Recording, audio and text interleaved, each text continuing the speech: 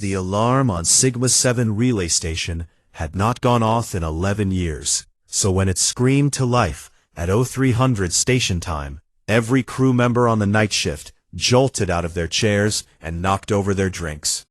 Commander Veth Ra, a tall, gray-skinned Vreth with 4 eyes and a reputation for being unshakable, stared at her console with all 4 of those eyes wide open. She read the data once, then she read it again.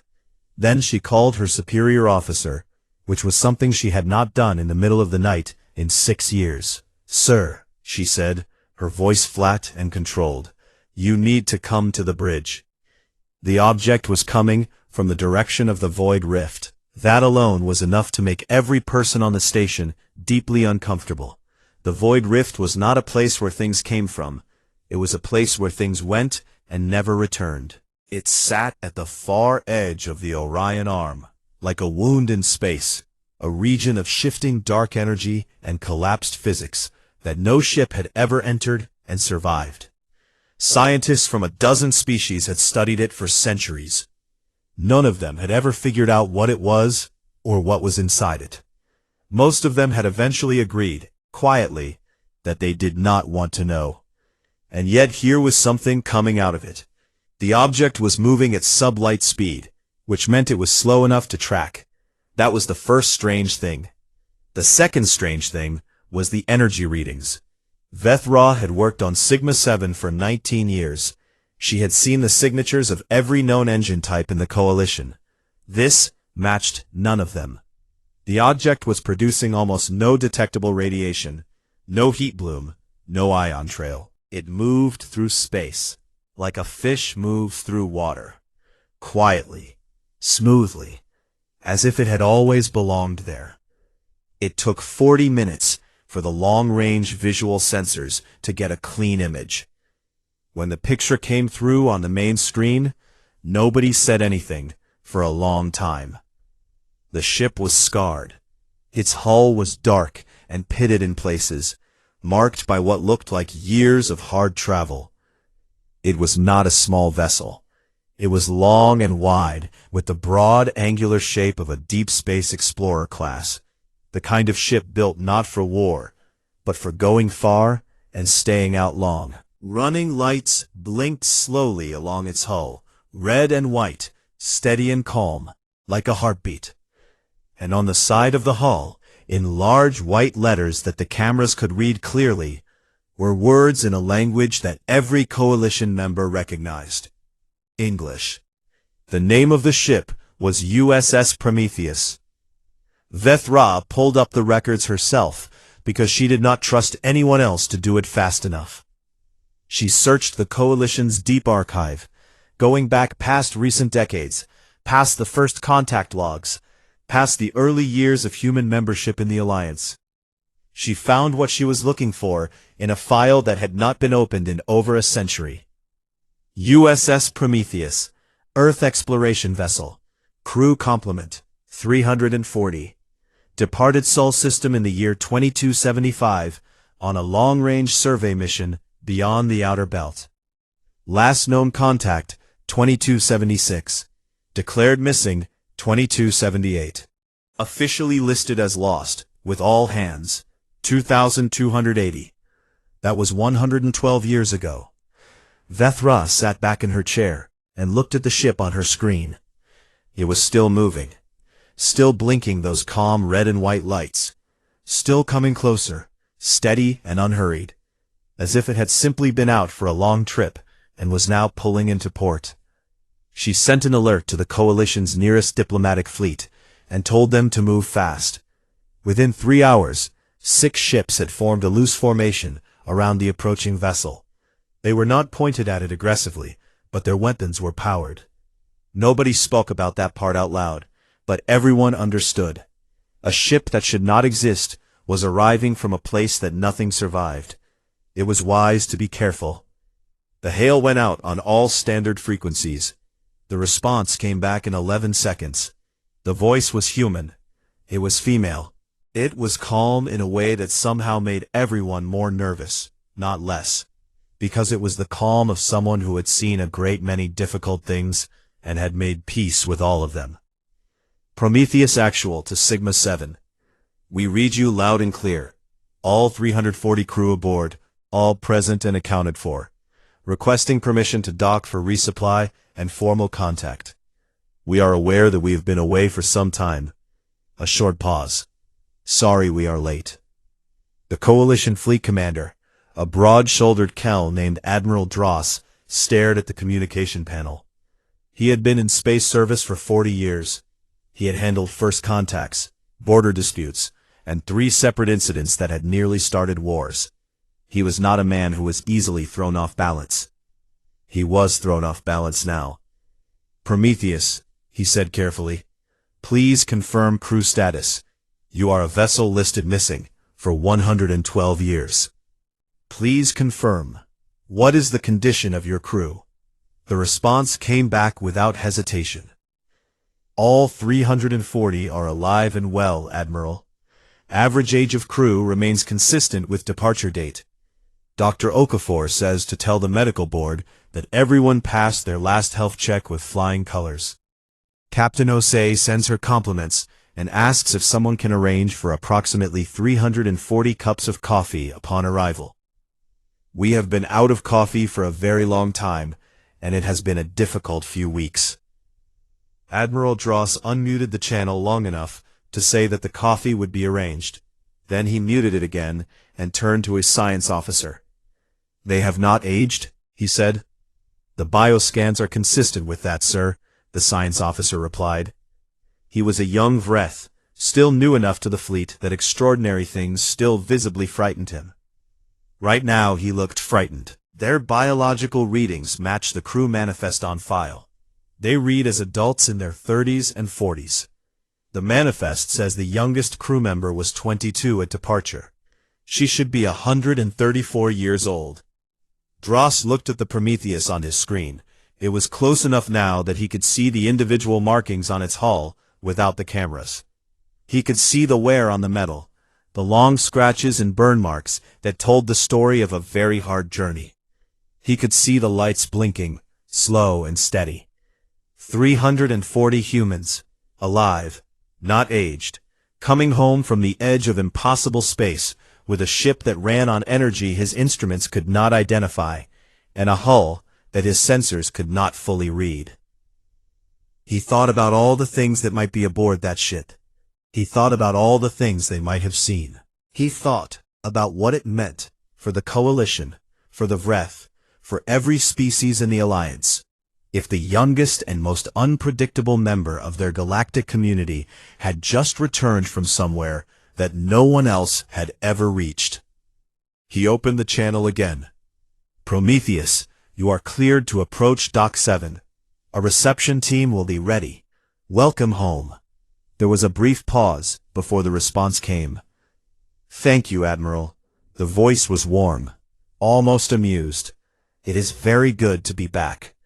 The Prometheus moved into dock slowly, quietly, and perfectly.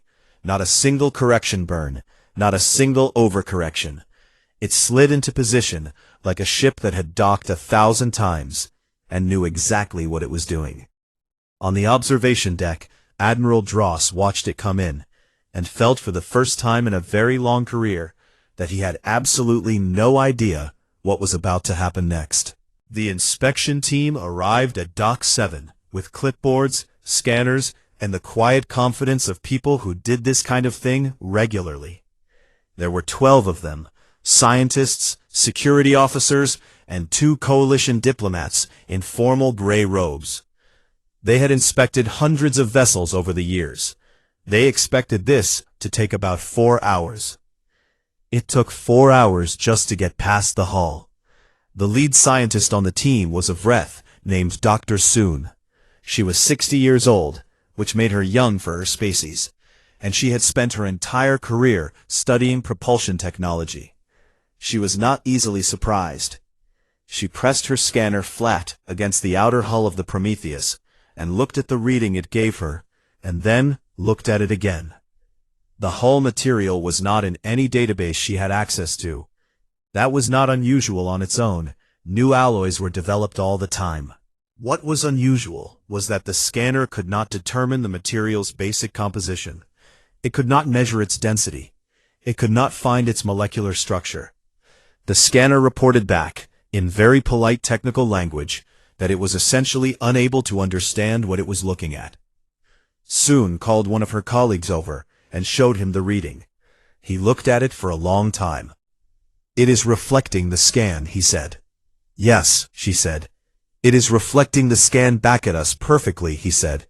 As if it knows we are scanning it and does not want to be scanned," she said. "Yes." They stood in silence for a moment. Then they went inside. Captain Yara Osei met them at the main airlock. She was a tall woman with dark brown skin and short gray hair, and the kind of eyes that had seen a very great deal and processed all of it. She was wearing a standard Earth Fleet uniform that looked freshly pressed. She shook hands with each member of the inspection team and smiled and offered everyone water and told them they were welcome to look at anything they liked. That openness somehow made Dr. Soon more nervous than resistance would have. The inside of the Prometheus was clean and well maintained. The corridors were lit with a soft white light that did not come from any fixture Soon could identify. It seemed to come from the walls themselves, evenly and gently, without shadow. The air smelled faintly of something she could not name, something clean and old at the same time, like a room that had been sealed for a long time and then carefully aired out. The crew they passed in the corridors were normal enough. They nodded and said hello. Some of them were eating. One young man was reading something on a tablet and laughing quietly to himself. They looked like a crew at the end of a long deployment, tired in a comfortable way, glad to be near port, not worried about anything in particular. They did not look like people who had been lost in deep space for 112 years. The reactor room was at the heart of the ship, behind 3 sets of sealed doors. Captain Osei led them there personally. She punched in the access code herself and stood aside to let them in and said nothing, just watched their faces. The reactor was the size of a large room. In the center of it, suspended inside a clear spherical chamber, was something that looked almost like a spinning knot, a shape that turned slowly in on itself, shifting and folding, without ever coming apart. It gave off light that was not quite any color Soon could name, somewhere between blue and silver and something that did not have a name in her language. The scanners went immediately and completely useless. Not dead, they were still running, still reporting numbers. But the numbers were nonsense. They changed every second. They contradicted each other. One reading said the reactor was producing enough energy to power a small moon. Another said it was producing almost nothing. A third said the energy readings could not be classified because they did not match any known type of energy in the scientific record. Soon turned to Captain Osei. "What does it run on?" she asked. "We call it entropy draw," Osei said. "It pulls from the natural decay of space itself. The void has a lot of that. There is a great deal of energy in things falling apart, it turns out. You just need to know how to catch it. That is theoretically impossible." "We thought so too," Osei said pleasantly. "Then we figured out that the theory was missing a few steps." The medical examination came next. It was the part that the Coalition's doctors had been quietly dreading since the ship arrived. They set up in the Prometheus's own medical bay, which was itself full of equipment that the Coalition doctors did not recognize, and began working through the crew roster one by one. The results were consistent across all 340 people. Biologically, not one of them was older than the age recorded on their departure manifest.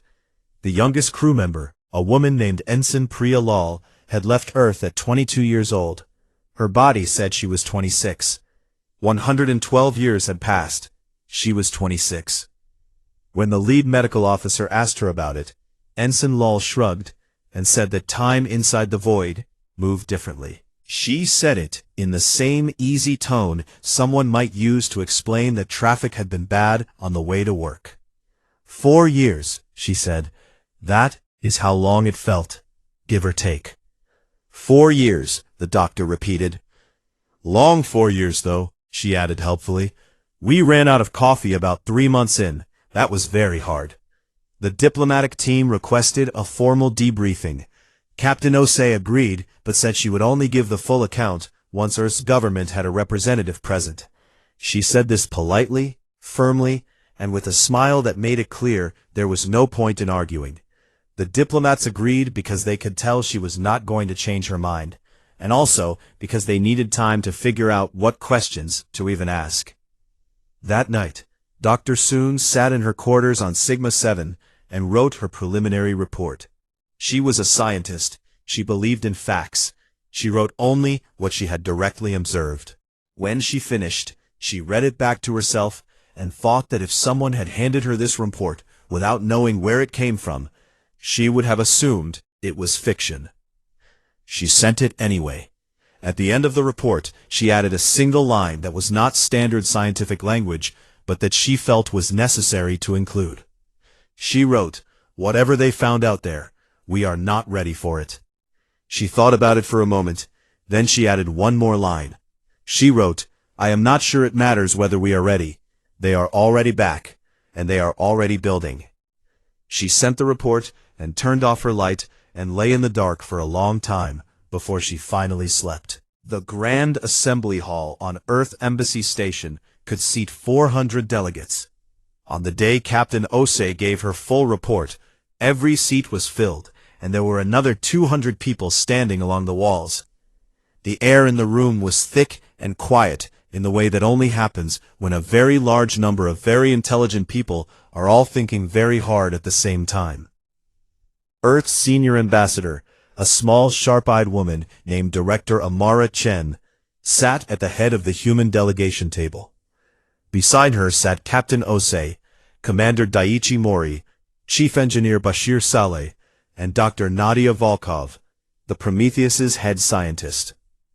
They had each slept 8 full hours the night before, eaten a proper breakfast, and dressed in clean uniforms. They looked calm and rested, and completely at ease in a room full of people who were very much not calm. Osei began at the beginning. She told them about the early mission, the survey route beyond the outer belt, the gradual drift toward the void rift that had started as a navigational error and became something else entirely. She described the moment the rift had taken the ship. Not violently, she said, but gently, the way a current takes a leaf. One moment they were in open space, the next moment they were somewhere else. The somewhere else was what she called the threshold, a long passage through dark space that was not quite space, where the stars were wrong, and the physics behaved differently, and the crew had spent 3 weeks being very frightened before they found their footing and started being curious instead. On the other side of the threshold was the workshop. She paused there, and for the first time since she had started speaking, she looked like she was searching for the right words.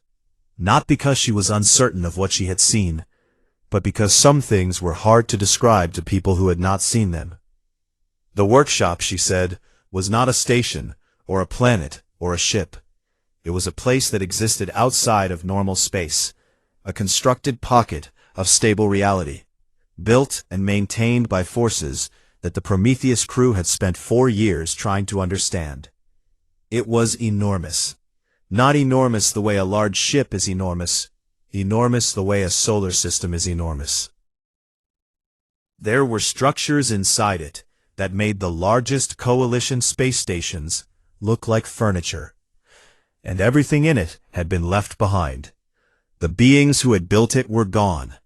The crew had found no living creatures, no signals, no messages, nothing that suggested anyone had been there for an incomprehensibly long time.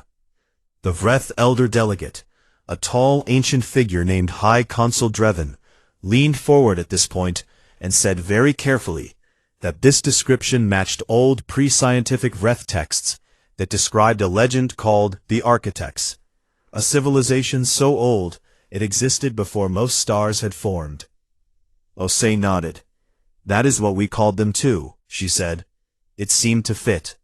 Commander Mori took over for the next section because it was technical, and Mori had spent the last 4 years doing almost nothing but technical work.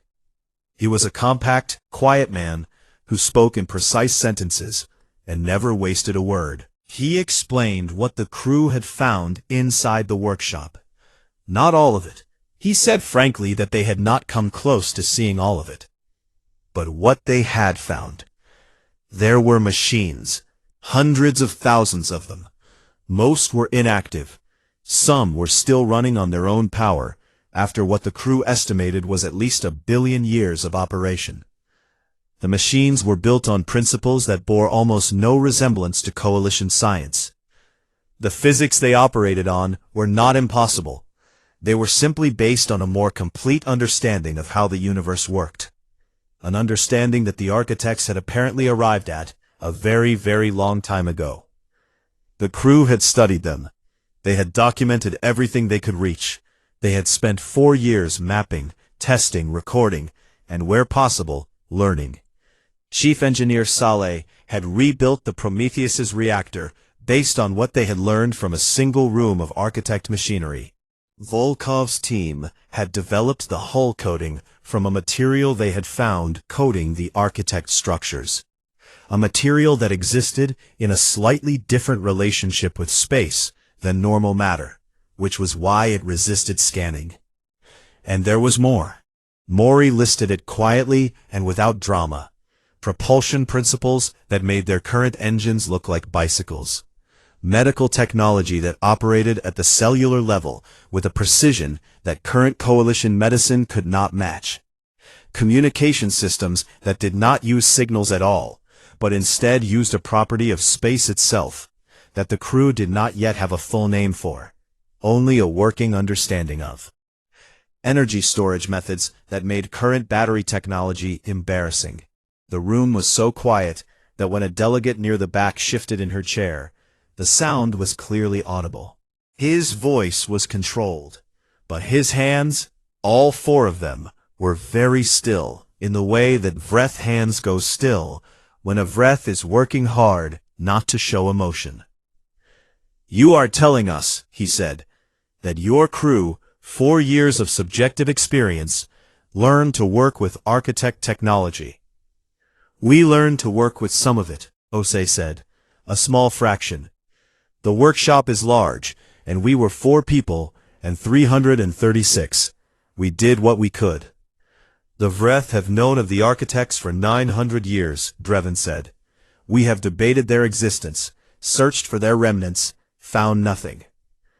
"We were not looking for them," Mori said simply. "We were lost." Drevin looked at him for a long time. "And you believe that made a difference?" Mori thought about it seriously, the way he thought about everything. "When you are looking for something specific," he said, "you only find what matches what you already expect to find. When you are lost and afraid and have nothing to lose, you look at everything. You cannot afford to dismiss anything. We had no assumptions to protect, so we had no reason to stop being curious." He paused. "Also," he added, "we had 4 years with nothing else to do." There was a short, stunned silence. Then somewhere near the middle of the room, a young human delegate laughed, a short surprise sound, and very quickly covered her mouth. Several alien delegates turned to look at her. She went red. Osei smiled and continued. She told them that Earth had already begun construction on new vessels based on the workshop principles. 3 ships were already in the early stages. The Prometheus's reactor design had been successfully replicated in a controlled ground facility. The hull material was being synthesized in small quantities. The work was early and there was much still to understand, but the foundation was laid and it was solid. By the time she finished speaking, the Grand Assembly Hall had the quality of a room in which the air had changed. Something had shifted.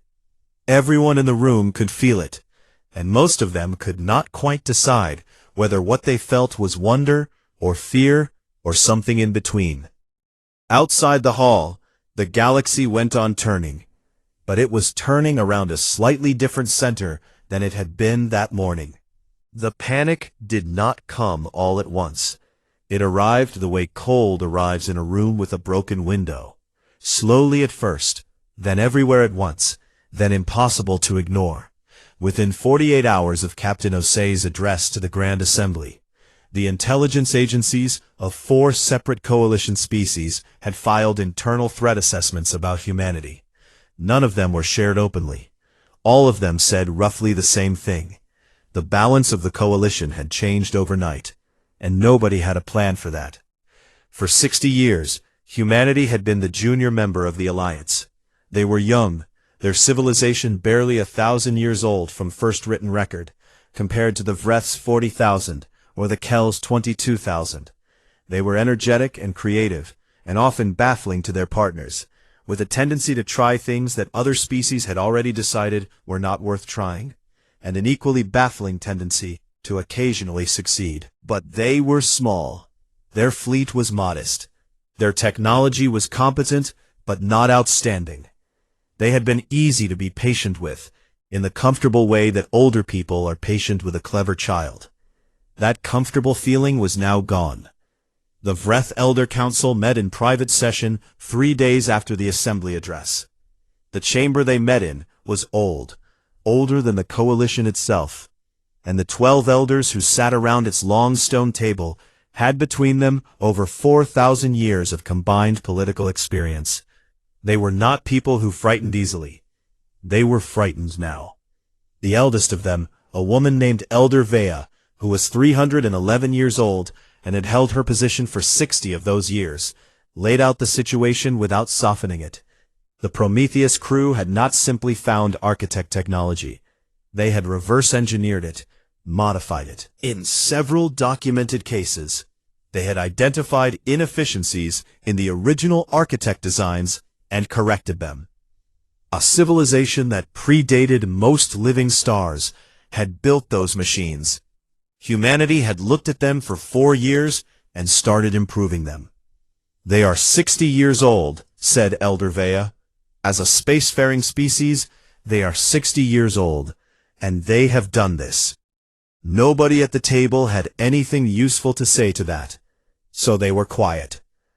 The practical problem, every intelligence agency agreed, was that the technology could not simply be taken.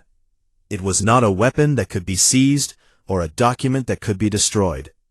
It lived in the minds of 340 people, and in the hands of the engineers on Earth, who were now building with it.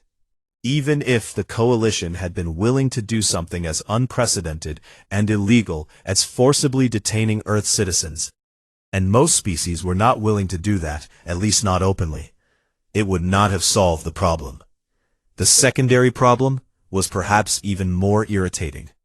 3 separate intelligence operations were launched in the first 2 weeks to infiltrate Earth's orbital shipyards and get detailed readings on the new construction. All 3 failed. Not because Earth's security forces caught them. Earth's security forces did not catch them. They failed because the human engineers working in the shipyards were so openly enthusiastic about what they were building that the infiltrators found themselves being voluntarily walked through the facilities by workers who assumed anyone showing interest was a potential colleague. The Kel operative on the 3rd mission sent back a message to his handlers that became in later years mildly famous within intelligence circles. It read, "I have been given a full tour, 3 cups of tea, and a handmade diagram of the new propulsion housing by a man named Gerald, who wants to know if I have considered applying for a transfer to the Earth Engineering Division." The humans appear to be incapable of not sharing things they are excited about. Infiltration is structurally impossible. Requesting new assignment. The diagrams Gerald had drawn by hand, it turned out, were detailed enough to be useful, but without the foundational knowledge gained inside the workshop, they were like having a map with no legend, full of information that could not be read. The political move came from a block of 5 smaller species who had quietly organized in the 3 weeks following the assembly address. They brought a motion to the coalition floor under the heading of Galactic Security Preservation. which proposed that the Prometheus crew be placed in a formal research quarantine, and that all technology derived from the workshop be classified as a coalition-wide resource, to be managed collectively rather than by any single species. The language was careful and diplomatic. The meaning was clear. Take it away from the humans before they get any further ahead. The motion was debated for 2 days. The arguments in favor were not unreasonable. New technology at this scale, introduced too quickly, had destabilized civilizations before. The workshop principles could be weaponized. The architects themselves had vanished. Nobody knew why. There were legitimate questions about whether any species should be developing this kind of power without oversight. The arguments against were also not unreasonable. The Prometheus crew had done nothing illegal. They had survived against impossible odds, learned everything they could learn, and come home. The technology was theirs by any fair measure. Quarantining living people for the crime of having knowledge was not something the Coalition's founding charter recognized or permitted. And practically speaking, the information was already spreading. Earth's open research culture meant that papers and data and engineering notes were being published and shared daily, faster than any quarantine could contain. Ambassador Keiko Strand led the human response on the assembly floor. She was 53 years old, short and composed, with a voice that never rose above a conversational level, no matter what she was saying. She had represented Earth in the Coalition for 12 years and was known for 3 things: her patience, her precision, and her absolute refusal to be moved by pressure that she believed was unjust. She listened to both days of debate without interrupting. She took notes. When the floor was given to her, she stood up, smoothed her jacket, and looked around the room. "We understand the concern," she said. "We share some of it. New technology changes things, and change is uncomfortable, and it is natural to want to slow it down or control it when it arrives faster than expected." She paused. "But what is being proposed here is not oversight. It is confiscation. And the people you are proposing to confiscate it from are 340 men and women who spent 4 years lost in the dark, who were afraid every single day, who kept going anyway, and who came home. You are welcome to try to take it from them." She said the last sentence in the same quiet, even tone as everything else. It did not sound like a threat. It sounded like a simple statement of fact about how things were. Which in some ways was worse. The vote failed. 61 against, 37 in favor, with 11 abstentions. The motion was dead. In the corridors outside the assembly chamber, the delegates from the 5 sponsoring species gathered in a tight, unhappy group. They spoke quietly. One of them, a senior Vreth official, said what most of them were thinking. "They were not even angry," he said. "They were not scared. They were not defensive. They just said no, and looked at us as if they were almost sorry for us." He looked out the long observation window at the stars. "I find that more unsettling than if they had shouted," he said. The announcement came on a Tuesday morning, Earth Standard Time, broadcast on every Coalition frequency at the same moment. It was not long. It did not use complicated words. It did not build to a dramatic conclusion. It simply said what it had to say, and stopped. Earth was releasing the foundational science of the workshop to the Coalition. All of it. Every paper, every diagram, every data set, every recorded observation from 4 years of work inside the architect's pocket dimension. Everything that the crew of the Prometheus had gathered, organized, and understood well enough to write down, which was a great deal, was being placed into the Coalition's open scientific archive, freely accessible to any member species, any researcher, any student, without restriction, without fee, and without condition. The only things Earth was holding back were the most advanced applications, the full reactor design, the hull synthesis process, and 2 other developments that the Prometheus team had not yet fully understood themselves. Those, the announcement said, would be shared once a joint Coalition safety framework had been agreed upon. Earth was proposing a working group to build that framework. Membership was open to all species. The first meeting would be held in 3 weeks. The coalition went very quiet. Then it went very loud. The Vreth response came within 6 hours. High Consul Drevin released a personal statement. Not an official government position, a personal one, which was unusual for a Vreth of his rank. He said that in 900 years of Vreth history, no species had ever voluntarily shared a strategic advantage of this magnitude at the moment of its greatest value. He said he did not have a political framework that adequately explained this decision. He said he intended to attend the safety working group personally. The Kel's Science Ministry sent a team of 40 researchers to Earth's open archive within 24 hours of the announcement. The team worked without sleep for 3 days straight. Their lead researcher sent back a message to the ministry that was later read aloud in the Kel Parliament. We are reading the childhood notes of a civilization that understood the universe more completely than we do.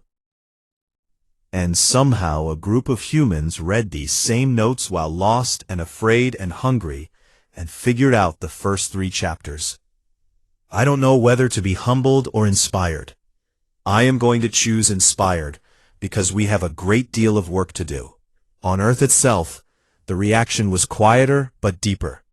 The Prometheus crew had been home for just over 2 months by the time the announcement was made. They had been debriefed, examined, celebrated, and interviewed so many times that most of them had started politely declining interview requests. Captain Osei had given 1 public speech and 2 press conferences, and had then returned to her preferred activity, which was sitting in the reconstruction lab with Chief Engineer Saleh and Dr. Volkov and working on the things she did not yet understand. She heard about the coalition's reaction through Saleh, who followed the political news and summarized it for her each morning over breakfast. Drevin released a personal statement, Saleh told her. I heard, she said. She was looking at a holographic diagram of a piece of workshop machinery that none of them had managed to explain yet. It looked like a series of folded rings, each one nested inside the next, each one turning at a slightly different rate. He said no species has ever done anything like this. We have the most to gain from everyone getting smarter together, she said. It is not complicated. Saleh looked at her for a moment. It is apparently very complicated for everyone else. She looked up from the diagram. I know, she said. It has always been complicated for everyone else. That is something I thought about a lot, in the void. Why it is complicated. She did not explain further, and Saleh did not ask, because he had learned over 4 years that Osei shared things when she was ready to share them, and not before. The Safety Working Group met 3 weeks later, as promised. 31 species sent representatives. The first meeting was supposed to last 1 day. It lasted 4, because there was so much to discuss, and because the foundational science was already producing results, and the results were generating questions faster than the framework could be written. By the end of the 4th day, they had the beginning of an agreement. It was not perfect. It had compromises in it that made everyone slightly unhappy, which, Ambassador Strand said privately to Director Chen, was usually the sign of a fair deal. 3 months after that, Earth announced the joint expedition. A fleet of ships, human-led, multi-species crewed, would return through the void rift to the workshop. The mission would be fully open. All findings would be shared. Every species in the coalition was invited to send crew members. The fleet would be built on the new workshop-derived principles, which meant it would be faster and stronger and safer than anything the coalition had launched before. The response was, by coalition standards, immediate and overwhelming. 22 species confirmed participation within a week. 14 more confirmed within the month. Crew applications from non-human species totaled over 90,000 in the first 2 weeks. Human applications were harder to count because Earth's application system briefly crashed under the load and had to be rebuilt. The fleet took 8 months to assemble. 200 ships, crews from 36 species, 12,000 people, of whom roughly 4,000 were human. The diversity of the fleet was something that no one who looked at it from the outside could quite take in all at once. Ships of different sizes and shapes and colors, flying in loose formation, each one flying the flag of its home species alongside the flag of the coalition. The Prometheus flew at the head of the formation. It had been refit during the 8 months of preparation, new systems, deeper upgrades, a few additions that Saleh and Volkov had developed in the reconstruction lab. It looked different from when it had arrived at Sigma 7. It looked like something new, something that had been to the edge of everything, and come back changed. On the day of departure, Admiral Dross, who had been given command of the coalition escort ships, stood on his bridge and watched the fleet assemble on his screens, and thought that it was the most remarkable thing he had ever seen in 40 years of service. On the bridge of the Prometheus, Captain Osei stood at the forward window and looked at the void rift. It was a dark tear in the fabric of space, just visible at this distance, just barely showing its edges. She had come through it once already. She knew what was on the other side. She knew it was vast and strange, and full of things that would take lifetimes to understand. The Vreth attaché who had been assigned to the Prometheus as a gesture of alliance, a young officer named Sub-Commander Tail, very serious and very precise, came to stand beside her. He had the look of someone working hard to appear less unsettled than he actually was. "Captain," he said, "are you not afraid of what else might be in there, beyond what you have already seen?" Osei was quiet for a moment. She thought about the threshold. She thought about the first weeks in the dark when they had not known where they were, or if they would ever find their way out. She thought about the faces of her crew in those early days, frightened, uncertain, looking to her for something she was not always sure she had. "Terrified," she said. Tail looked at her. She smiled. "Let's go anyway." She turned to her helm officer. "Take us in. Fleet speed." "Aye, Captain." The Prometheus moved forward. One by one, the ships of the fleet fell into formation behind it. 200 ships, 36 species, 12,000 people, going somewhere none of them had ever been, following a battered old Earth vessel that had been lost once and had found something extraordinary in the dark. The void rift opened around them like a door held wide. And for the first time in all of recorded history, the galaxy did not watch humanity disappear into the unknown alone. It watched the galaxy follow. And in that moment, whatever the architects had built the workshop for, whatever reason they had left it behind, it seemed possible, not certain, but possible, that this was part of it. That the door had been left open for exactly this, for the moment when a young lost species found it, and came home, and held it open for everyone else. The last ship crossed the threshold. The rift sealed shut behind them. The stars were quiet. And somewhere very far ahead, in the place between places, the workshop waited in the dark, patient, ancient, and full of things yet to be understood.